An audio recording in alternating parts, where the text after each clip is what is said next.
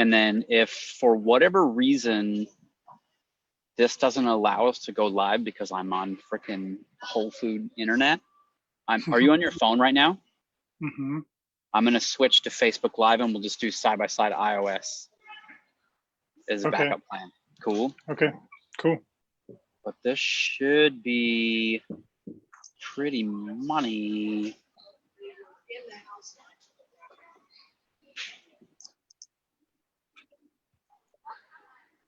Yeah, I think we're good.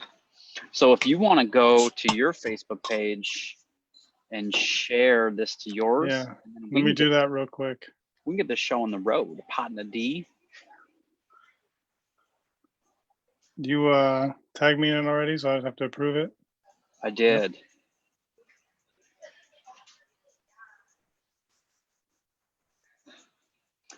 Yep. Okay, so let me, okay, cool. Let me, what's this freaking weird?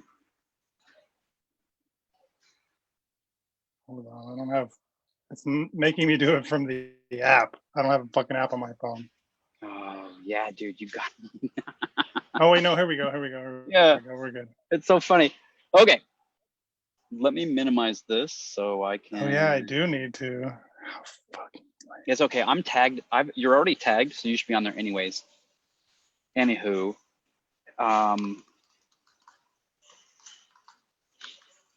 so, all right, cool. We're live. It's all good. I ain't stressed. Let me shift this to a gallery view so everybody can see us at the same time.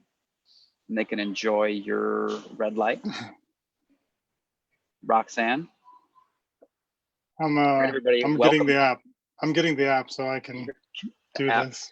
So you can share it or what? Yeah, so I can share it. Oh, okay, cool. What's going on? What's up with you? Yeah, it is. We could see. I'm back to you now. I've given up on the Facebook app. Rookie mistakes. What is going on, dude? What's going on, man? How you doing? I'm doing so good, man. Doing really, really good. It's been like a really cool week of like deep-seated stuff like coming up for both my wife and I, and us connecting on some huge co-projects that we both want to do and that we can both move forward on. So that's really cool. I'm not going to tell what they are because they're still in the works and I don't want to give too much away, and I don't want to shock / surprise / not that I have the power to do that to anyone, but you understand what I'm talking about. Yeah, totally. You got some things you got to keep close. So I hear it. So yeah, you said you wanted to get started with your thing, so let's just talk about that right away. And yeah, well, I want to hear your thoughts on that collection of words, I guess. How do you interpret that? Let me read it real quick, unless you want to read it. No, go for it. I'm going to read it. Okay, this is Dustin, and like I said, so this is Do Weird Shit episode, I don't know, 79,000. Nobody knows what episode it is. I stopped counting because it doesn't matter. The score doesn't matter. So we do this every week at this time. It's 6 p.m. Pacific Standard Time. It's 4 p.m. here in Hawaii Standard Time. I appreciate you all for joining us tonight. Dustin and I get together every week just to talk about whatever it is that is coming up. And Dustin said he wanted to start with this thing, and this is the quote. The quote goes, "Knowledge is power. Power is bullshit. Bullshit is fertilizer. Repeat." Okay, I'm also gonna type this quote. I love this quote. I think that it's really, really powerful. And the reason why is that I think every single thing that we believe in, more or less, is bullshit in some way, shape, or form, because everything that we believe is adopted by us and is created by ourselves, by our experiences, by our level of awareness of ourselves, and by how we ourselves interpret our reality. So that being said, what is completely true to me isn't necessarily going to be completely true for you. And we'll just leave that there. And so what I like about it is, man, let me get to a quote again. Knowledge is power. yes, it is very, very good to know things and learn things and to dig in and be more able to understand your own, again, your own reality. But the reality, it evolves so quickly, like moment to moment, and it's impossible, I believe, to know anything for fact. It's just really not possible. For example, I heard the other day that so-and-so said whatever because this other person told me that because they were there. Just because that's what they said and that's what they believe is true, I'm not able to verify that because I'm not there, wasn't there. And even if I was there to witness it, what they're speaking is still based on my interpretation. So then that goes back to what I was saying about, yes, knowledge is power, but power is bullshit. So it's just like, okay, sweet, Ryan, that's really awesome. I'm glad you said that. That's really interesting, but I wasn't there. And so like the only thing that we can really verify as truth is through our own lens. And again, our own lens we have to take with a grain of salt for ourselves because of what goes into it changing it. Does that make sense? Mm-hmm. And then you can use that bullshit, if you dumped it all out onto a table, good, bad, stuff you're excited about, stuff you're scared of, stuff you're indifferent about, it doesn't matter. You get to choose what stuff you put energy into, thus it being the fertilizer, like you said. And so we're free to plant anything we want, any seeds we want. We're free to sow what that grows into or not. You know, and so I don't know. That's my musing on that thing. I've been thinking about it for about a half hour. So it's and I could probably keep going on and on and on. But I also want myself to realize, I want you to realize, and want the people who are listening to this to realize as well, that everything that I just said is bullshit too. Mm-hmm. Because anyways, I'm gonna stop because I'm starting to stink. Well said, man. It's really nice to hear, like, because I compressed a lot of my philosophy into that single statement, right? It's like, because I'm practicing with wielding knowledge by compressing it and making it reduced, right? And so expressing it in its minimum effective wording. And so that's an example of that. And so, like, to hear you unpack all of what I packed into that, it's like, it's really exciting. I appreciate you sharing that. No, I love what you did there too. You're like, oh, because all I did was explain what you said in really long. It was so long and drawn out instead of just being like simple, simple, simple. And so it takes me back to this quote to say, if it takes you a really long time to explain something, you have no idea what it's about. Like, oh. That's super true though, because if you can't make it this big, then you don't really have a hold of it. Mm-hmm. Interesting. I think it's so important for people to realize that what is so true, like right now, could be completely utterly useless to you in 5 minutes. You know, and it's important to realize that, and it's important to let go of things that excite you just as much as things that scare you or cause you pain. So you can become really neutral with literally everything that comes through your lens. So you can like look at it with as open eyes or heart or soul or spirit, whatever you want to call it, as possible. Oh man. Totally. And that's the last line. That's the last sentence. Bullshit is fertilizer. I mean, that's the alchemy of the situation. It makes it so cool. We have the ability to do that with anything.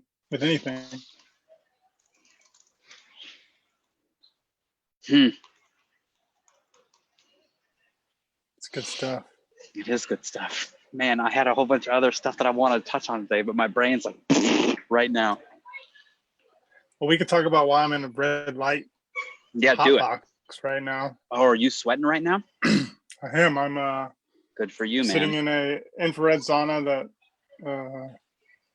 yeah, that's pretty much it. Sitting in an infrared sauna, enjoying that, and decided that I can do two things at once. I can be here with you and be fully present and engaged in our conversation, while also really take advantage of the fact that it's a Monday evening and I can do some nice self-care. I've set myself up in an interesting way for this call also. I'm 24 hours, you're laughing and I appreciate it. I'm 24 hours fasted. So the last meal I ate was about 24 hours ago. However, I broke fast by drinking like 2 beers already, and I'm on my third. I'm about to open my third. And so that's the state that I prepared myself for this call in. Just wanted you to know that. Oh, I love it. I love it. I love it. I love it. So tell me your why behind this, I'll call it experiment. I don't know. I had a really good time last weekend or last time we talked. And I think you made an interesting statement at the very end of that. You're all, I don't even know. I'm not even going to quote you, but you got the intention. Mm-hmm. No, the intention, that's freaking hilarious. I love it. It's freaking funny. Oh, man. Yeah, it's weird. I just knew that I knew that I wanted to have some fun tonight, and I knew this would put me in a really interesting flow state, being starving. Now I'm adding a different stimulus to my body, which is this fucking heat and this very intense red light thing. It's just another level of intensity that I'm bringing to the map right now. For fun. Yeah, for fun. I dig it. And information. And you're just gathering information, and then you'll use it for what it is. And then it's all bullshit anyway, right? Yeah, it's all bullshit anyways. Ben Shabbat's wondering if we have any book recommendations. Chasing Fire. Chasing Fire. I'm not familiar. I haven't read that one. It's the book about non-ordinary states. And how, who's it by? I'm not sure. Maybe it's called Stealing Fire. Actually, it's called Stealing Fire. If you just type in Stealing Fire, you'll find it. It's about a book about how throughout human history we've been chasing non-ordinary states, from taking psychoactive drugs to going into places of extreme pain or extreme meditation or various things being the same, seeking that non-ordinary state with martial arts or athleticism or all sorts of different things. It's a whole book about it. It's pretty cool. Kind of like fasting for 24 hours and getting into a hot room and then drinking beer. It's all in alignment with exploration of self, I guess. For sure. I'm just non-ordinary states. No, There's definitely a non-ordinary state in here right now. I'll tell you that. Mm-hmm. Man. So you said that you and your wife, or you, I know we don't have to go into detail, but you want to go back to that. You said you guys have been kind of really getting into some heavy stuff. Actually, the heavy stuff, I'll talk about it. I don't want to hide it. So it's because it's dumb and it doesn't matter anyways. So we're considering leaving Hawaii. We're considering moving to the mainland, and which is a huge deal because Makara has been living here for 15 years. Holy moly. In the summer, I've been here for 5.5 years, which is 2.5 years longer than I've lived anywhere ever. And so I know for me, because I've probably got 60 moves in 40 years or so, and like I'm ready to go. Like Hawaii's awesome. I really dig it. Yet it's like cost and reward. You know what I'm saying? So every time it's cost and reward. Like yes, I get the beach. Yes, I get the summer year round. It's costing me something else, i.e. It's really expensive. Gas is $4 a gallon. Totally. And there's a lot of stuff that I really want to do that it's not that I'm location dependent, yet I'm really craving space, like being able to stretch out metaphorically. And this tiny island, there's a million people here, and energetically, like there is a definite magical feel, but that's why people are attracted here and they get moved. But I feel like in a way, when I really think about moving away, like I feel so excited about them. I feel really excited, and I feel like the universe is attempting to spit me back over somewhere else just so that I can experience something new. The reasons I'm unsure, other than in my body, I just feel like it's time. What does that necessarily mean? I don't really know until I'm there. And so all the things that I really want to do, like build a podcast studio in my house, is just, in Hawaii, it's hard. Like we have a 5-person family and we have a dog. We have a 4-bedroom place, and we have a 3-bedroom place. We're renting out our 4th bedroom to help pay for the rent. And it's a challenge. And so it's just,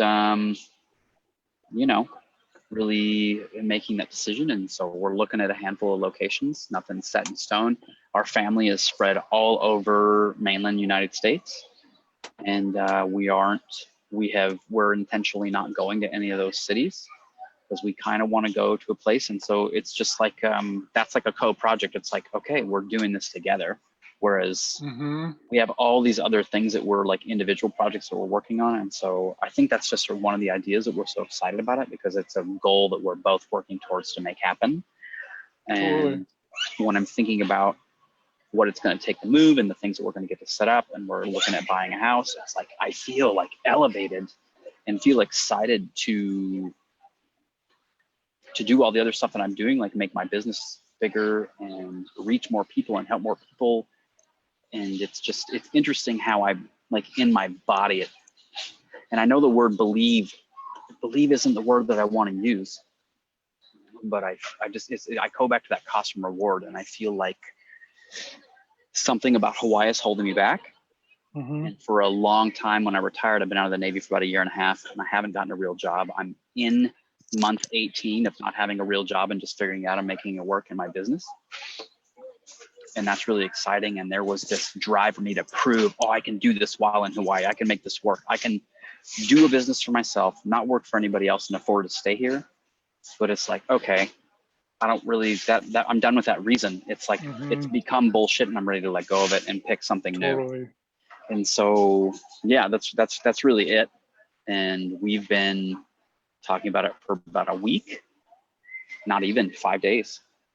Amazing. Yeah, 5 days. And in the 5 years I've known McCare, we've had this conversation about 10 times, and it's never lasted 5 days. It's always been like an afternoon or a morning or oh yeah, where are we going to go? And then it's just pushed down into something to deal with later.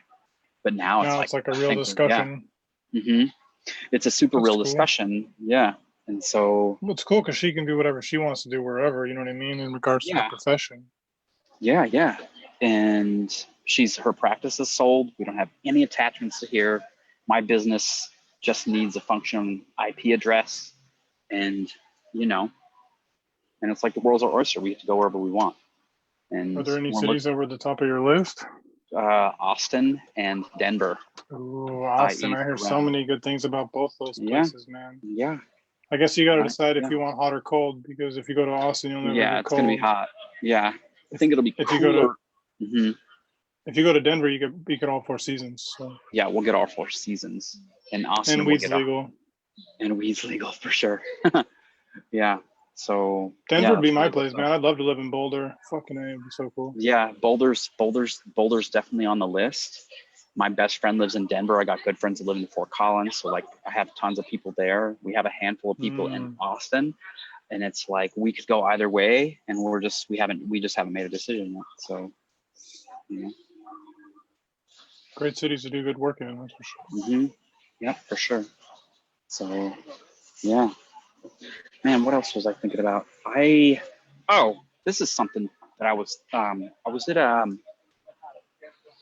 at a going away party.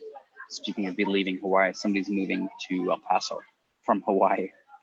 Interesting. Today, and El Paso. Yeah, well, it's a military transfer. That makes sense. Yeah. Oh, but I was just having a conversation with somebody there, and they were just talking about conversations that are abnormal, and they were talking about, oh, well, I feel like there's this, this unspoken power dynamic between husbands who work and wives who stay at home. And I think in yours and mine circle, we talk about the uncommon stuff so much that it's just like, it's actually become foreign for me. The weird stuff for me now is the stuff that like we talk about all the time. Or I guess it's like when I hear that people don't talk about, they're not sharing honestly with the people whom they share space with like every day. It's so bizarre to me now. Totally. And it's just, I don't know. I don't really know where I wanted to go with that, but I've been thinking about that a lot the last couple of days. It's interesting, man.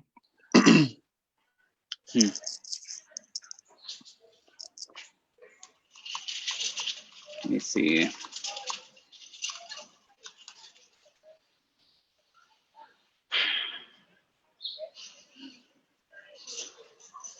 I think to go back to where you were talking about earlier about where you could move, I think Denver would be my recommendation, just because then I can come visit you and we can walk around in the snow together. Oh, yeah. Yeah, for sure. I would freaking love that. Versus Austin, I don't know. It's like a 24-hour drive to Austin. 24-hour drive? Yeah. You check that or something? Or? No, I've trust me, I've been looking at like the main cities where all my homies are at already. I'm stoked. I'm so excited to do it. I'm so excited to do it. That's cool, man. Just, like you're connected to it. I think it's gonna happen. Oh man, I'm really. Oh, I know. It's so. Our lease actually just renewed, so we have like 10 months until our lease is up. So we have a ton of time to like make it happen. Game plan. Yeah, to game plan it, and it's like I think about signing another lease in Hawaii, and I just know it's not gonna happen. It's just not gonna happen. There's just no way. That's cool, man. I remember what it was like when I left. It's a great place, but it's a great place. I can understand why someone would want to grow beyond it. It reminds me of that that song that came out like the year I graduated from high school. It's been a couple of years before you graduated. It was a Baz Luhrmann song called Wear Sunscreen or some crap. It's called the graduation song. Do you know what I'm talking about? It's more like a spoken word, but he talks about he says live in Southern California, but leave before you get too soft. And he says live in New York City, but leave before you get too hard. And so it's just like, I gotta go. I've had enough. Like I'm tan, and I was literally in the ocean yesterday, and you've had enough plate lunches that last a lifetime. Dude, yeah. Oh, and that was another thing. We went to the beach, because I've been to the beach 3 times in the last 4 days. We went to the beach, and 3 times in the last 4 days. Yeah, we were coming home. Amazing. I love how like common our conversation is right now, and I love it. So we were like driving home. And we're like, where do you want to get food? And like all this stuff, like when our circle's like, I don't want to go there, I'm sick of there. We're like so sick of all the little cool places that have such amazing food. My wife's like, I'm sick of Diamond Head Grill. She's like, I never thought that I'd ever say that, because it's like the freaking best plate lunch like in our area. It's so good. And it's just like all these places, we're just like sick of it. It's just like all these burned out. Yeah, like all these little clues here and there. And of course we're gonna miss it when we leave. Of course. And you'll eat it when you go back and be grateful that it still exists. Yeah. Or mourn its passing. Oh, yeah. So, yeah. What time is it? It's 4:23 here. Yeah, we got. Oh, okay. We got plenty of time. Yeah, we got plenty of time. I'm just sweating my balls off, so I was just curious how long I'd been in here. No, man, I've been doing these saunas pretty much every day, every other day or so, with this UV light, and then also so it's near and far infrared therapy. And man, it's addicting, man. I feel great after, and my skin it's been really good stuff. I'm really having a good time. I don't know how long, maybe 3 weeks or so, maybe 4 weeks. Again? 3 weeks, 4 weeks. What about? Say what? You said something about 3 weeks. I'm not really sure what you're referring to. Oh, I had been doing this sauna for about 3 or 4 weeks. Cool. Every day. Nice. Yeah, it's been good, man. It's like therapy. Yeah, I get it. This is therapy for me, man. This Monday night call is therapy for me. Like every single time we get off, and it's like, and so something too, I kind of want to talk about this because it's coming up to me, because like our conversation last week felt really deep, and it felt really like, And Joel, we'll get to your question in just a second. He wants to know a little bit more about infrared therapy. So one of the things that I like, and one of the things that I want people to notice, is that Dustin and I normally talk before we started doing this Monday night call, we would talk probably about once every 4 to 8 weeks. Would you guess? Yeah, sometimes longer. We would take some pretty good breaks occasionally. Take some pretty good breaks. And so one of the things that I really, really dig about what we're doing now is that sometimes we get on here and it's like, right on, man. Yeah, let's talk about the weather and let's talk about food, and this is common. And I think this is a good thing to notice, that sometimes you really connect about this bizarre Elon Musk shit, and then sometimes it's like, hey man, let's talk about plate lunch because that's just what I'm into right now. And so, and to allow that to be okay, and allow there to be silence, and allow there, like, you don't have to have that blown away by everything feeling all the time. And if you did, you would just get bored with that. And so for me, in the context of this conversation, and the reason I'm talking about this now is because I can feel a huge difference in my physical body compared to what we were talking about last week, right? And how like me and you and Kat was like this really cool like ping pong table game. It's like ta-tink, ta-tink, and it's like, and like just tossing stuff up to people. I'm like, oh, what about this? And oh, what about that? And that, like that excitement, which is great. But then I think that we can also learn to get excitement from calm, and Totally, and just not really needing it to be, you know, because it's always exactly what you need. And yeah, man, I think what I'm getting at is that I appreciate you being here anyways, even though it's like right on, you know? Totally. I think that I can kind of tie into Joel's question and respond to you at the same time. And Go for it. Infrared therapy is about exploring a spectrum of light, Mhm. spectrum of frequency. And I would say that our friendship, and I would say that all meaningful relationships, are about exploring the spectrum, or I like to look at it as wavelengths. So the wavelengths move up and down like this. And our friendship is very specific in nature, and it has a lifeline that goes up and down like this. And we flow through that in the amount of time that we spend together, or we talk, et cetera, et cetera. We go through these things. I think it's important to explore. I think it's important to explore the spectrum of human connection, and to not be expectational that one thing is going to be this great way all the time, and that to fully appreciate our conversations and to appreciate what we bring, we have to experience each other fully, and to like really see that is to ride that wavelength, which is what we're doing, which is what we can do in every relationship if we choose to. It's quite nice, or in all things in life in general.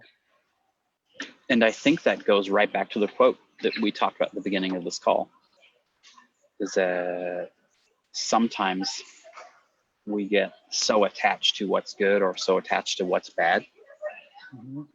And I know in personal development, at least in the lower levels, and this is an assumption by myself, that the first thing we start to let go of is the stuff that we've judged as bad, the stuff that we've judged as not worthy or not worth our time, and we start letting go of this stuff. And then when you first start doing this work, it can feel really up and really high, and your vibration starts to raise, and that wavelength starts to come back up, just like Dustin's saying.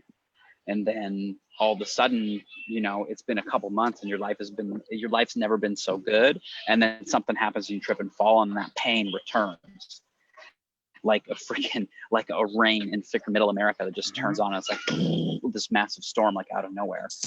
And so I think it's just as important to learn how to let go of that really, really good stuff, and really acknowledge that good or bad or whatever our judgments are for different things, just they come and go very spontaneously. And sometimes they're sustained and sometimes they're not. And it's just, man.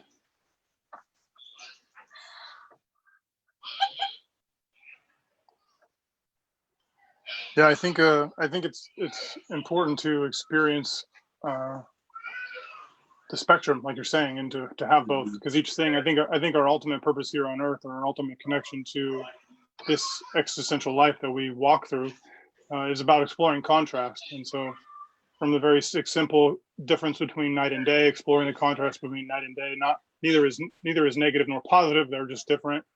And then exploring the contrast in our own lives, you know, the suffering versus our Mount Everest, where we're on this super high wavelength, versus the Death Valley, where we're never have been lower ever. Like exploring the range in between that is where life happens.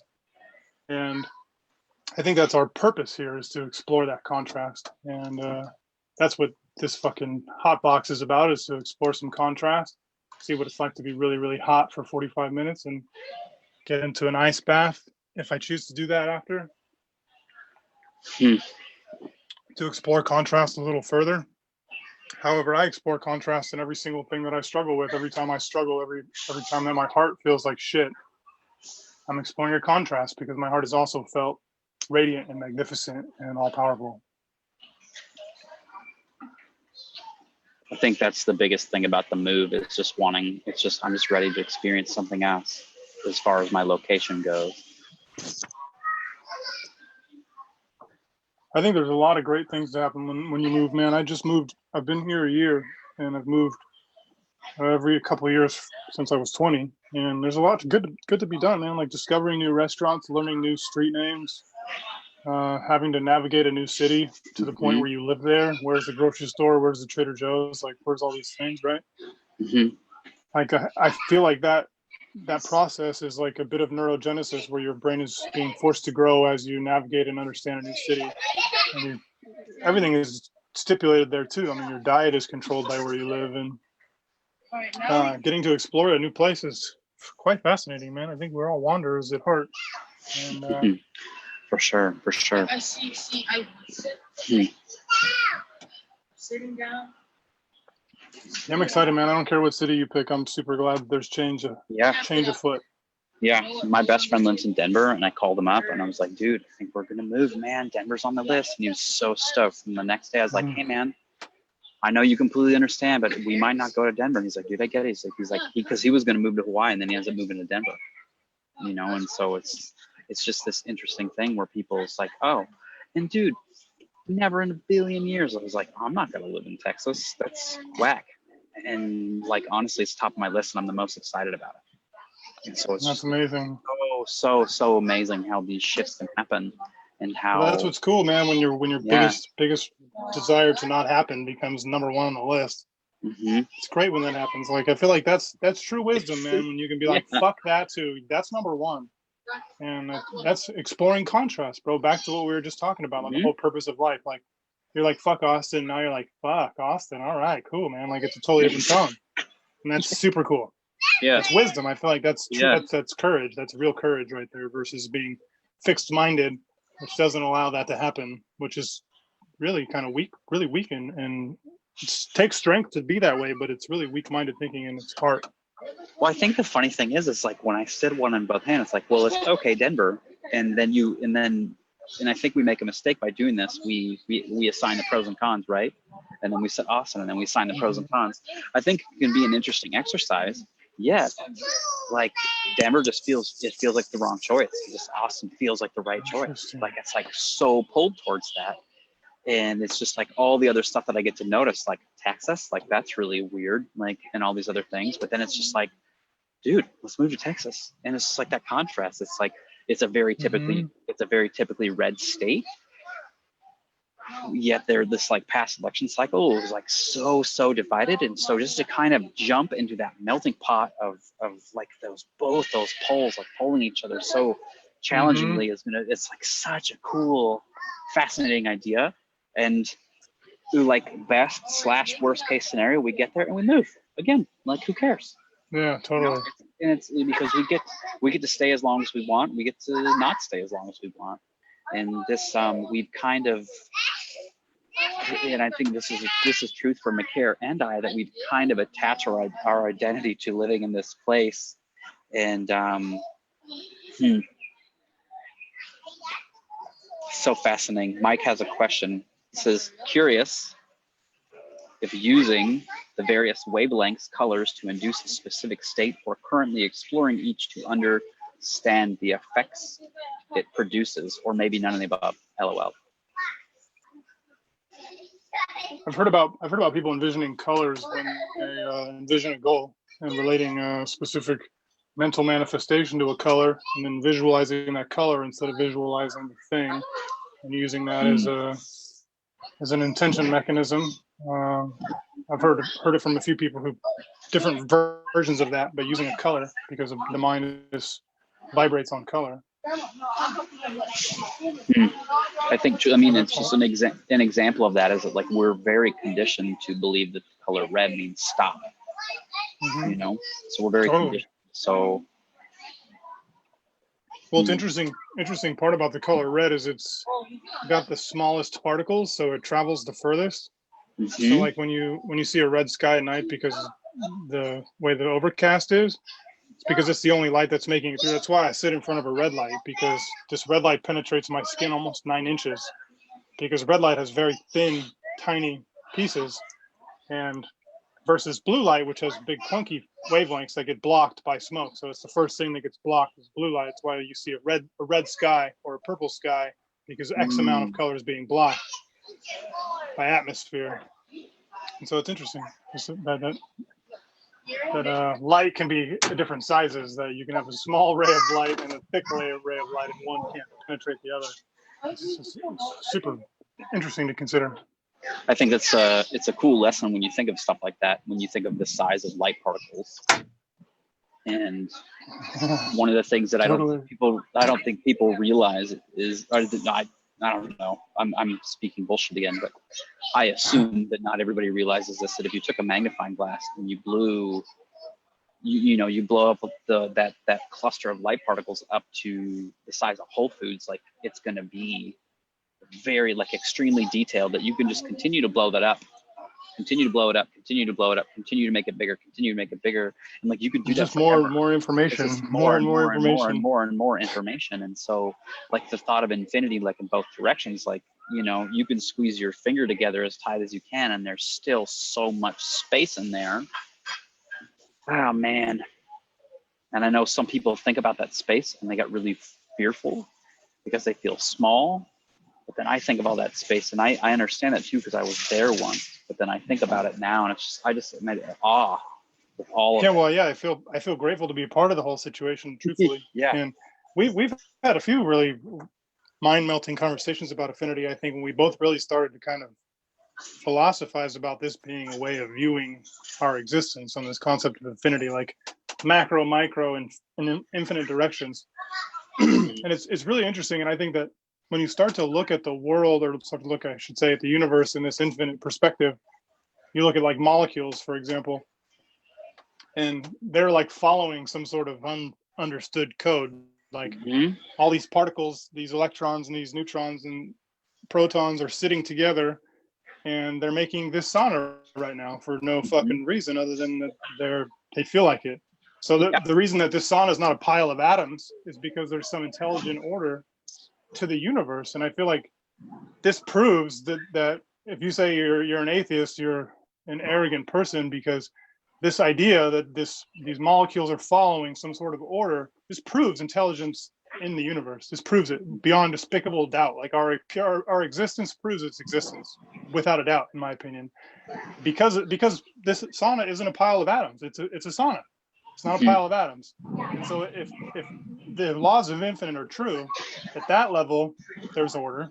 At our level there's order, and at levels far greater than ours there is order. And we don't understand any of it, let alone our own level. And it's our experience and our journey through it that we might get a tiny piece of it.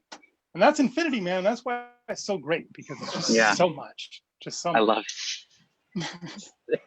Oh man, I'm gonna be wrecked for my next call. It's hilarious. It's good, man. I got dinner after this, so I'm getting.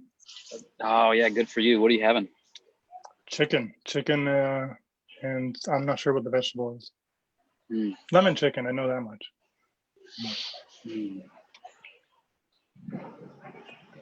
What do you think, man? Should we let that existential quote be the last thing?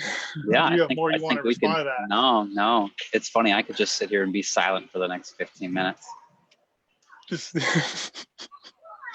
let people watch us muse in our brains.